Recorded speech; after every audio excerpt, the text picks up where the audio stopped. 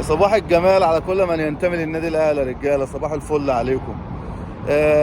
وزير الرياضه الحجوج الاستاذ اشرف صبحي امبارح ادلى بتصريحات غريبه وعجيبه كده بتخص مرتضى منصور ورئاسه نادي الزمالك.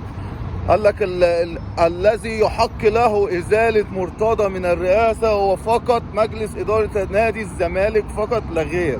هم اللي ليهم الحق يقعدوه وليهم الحق يمشوه، مع ان القانون في الرياضه اللوائح والقوانين واضحه وصريحه.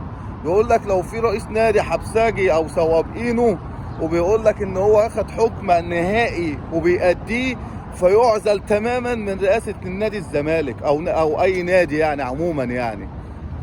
اخترعت لي بقى امبارح يا سياده الوزير حكايه جديده عشان الراجل يخلص ال 25 يوم اللي فاضلين له، ولا يوم 25/3 مثلا يطلع من مستشفى الفايف ستار اللي هو قاعد فيها بحجه ان هو تعبان.